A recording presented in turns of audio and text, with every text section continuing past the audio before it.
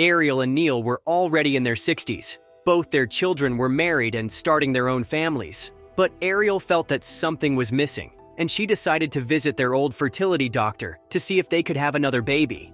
Something shocking happened, and her husband did not react well.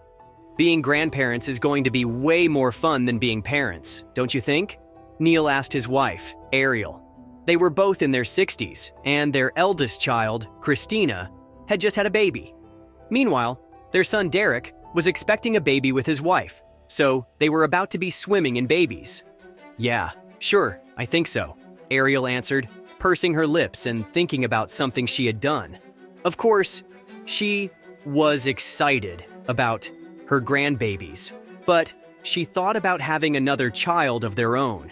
It sounded insane even to her, but she hadn't gone through menopause yet, and it was still possible, although she knew society would judge her for it. The fact is that they had Christina and Derek in their late 20s, and they always wanted more children. They went to fertility doctors and underwent treatments to no avail. Nothing worked, so they tabled the idea and forgot about it. When Christina announced her pregnancy, Ariel felt almost envious of her daughter. It was wrong, and she knew it, but she had been craving to become a mother again. Raising children had been the best experience of her life. So, as her husband talked about being a grandparent, Ariel remembered what she had done 3 months earlier. She went to a fertility doctor. She found online, Dr. Amelia Kerrigan. Mrs. Fernandez, you're 60 years old. While you are technically still able to conceive, it's not recommended, the doctor said gently. We can use donor eggs and sperm, but it'll be such a long shot, especially if it didn't happen in your 30s. Please, can we try? She begged the doctor. What about your husband? What does he think? Dr. Kerrigan asked. Isn't it my choice? She countered, feeling almost offended at having to ask permission to have children. Although she did feel guilty, she was sure that Neil would be happy about it. The doctor nodded. You're right. Well, we can try. Nothing seemed to happen after one round of IVF with the donor egg and sperm, so Ariel was sure it didn't work. She started to feel worse about not asking Neil for his input and decided not to return to the fertility doctor again. Maybe she was just baby crazy, and luckily, her kids were starting their families, so she would be having plenty of babies to get over that temporary fever. However, she started feeling awful a few weeks later and visited her regular primary doctor, Dr. Ferris, at his practice in Florida, thinking it might be food poisoning or a stomach bug. Mrs. Fernandez, you're not going to believe this, but you're pregnant. This must be some kind of miracle, he said, reading the charts and shaking his head in disbelief. He referred a gynecologist, and the ultrasound revealed that she was pregnant with triplets. Doctor? Ferris was surprised. There are options for this, adoption or even termination. At your age, this could be a risky pregnancy. No, we want these children, Ariel assured her, although she was still shocked about having 3 new babies. It would be hard to tell Neil, but she was sure he would be happy after the initial surprise.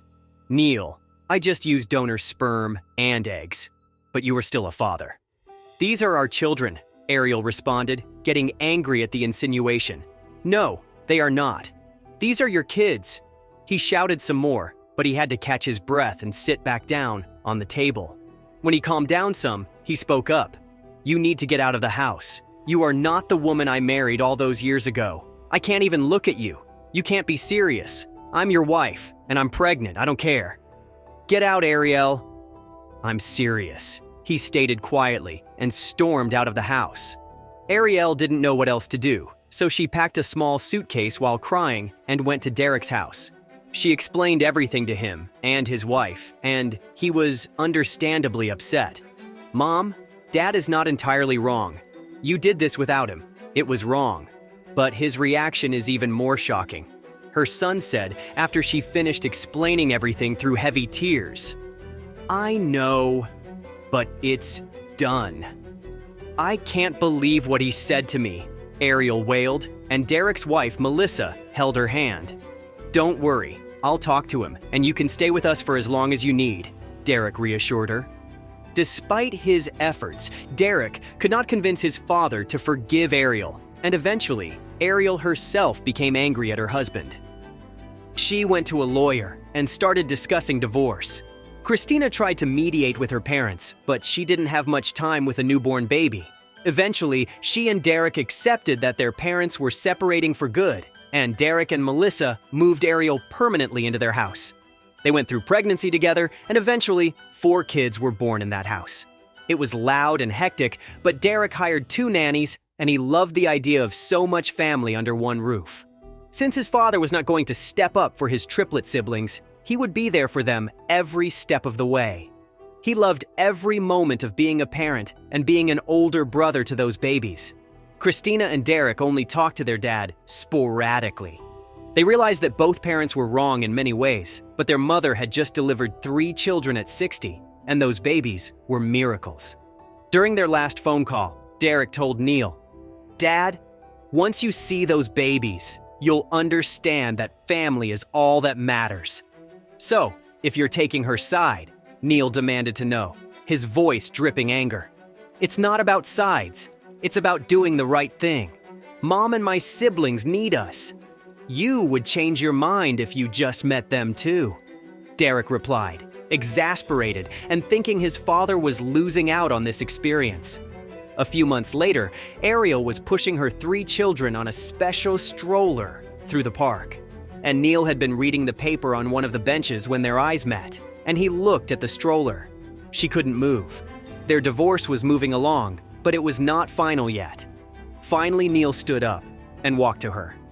"Hey," he said, folding the paper in his hand and looking at her sincerely. "So, these are the kids?" "Yes," Ariel whispered, too emotional for words. Neil knelt a bit and looked into the babies' faces. "They're beautiful, and they oddly look like Christina and Derek." "I know, isn't that weird?" she responded, tears coming out of her eyes, but she was smiling at this pleasant exchange. Neil said goodbye, and Ariel thought that was it. At least their relationship could end cordially, she thought. But Neil started calling more, and he began to send her money, and eventually, he came to Derek's house to beg for forgiveness. He wanted those kids. He wanted to be their father, because he still loved Ariel dearly. She apologized too, realizing she should have asked him before deciding on the IVF treatment. "I didn't treat you like a partner. I was selfish," she stated, and Neil hugged her tightly. They reconciled much to the delight of their children, but they still needed tons of help with the kids. Fortunately, Derek and Christina were happy to help despite having their own babies.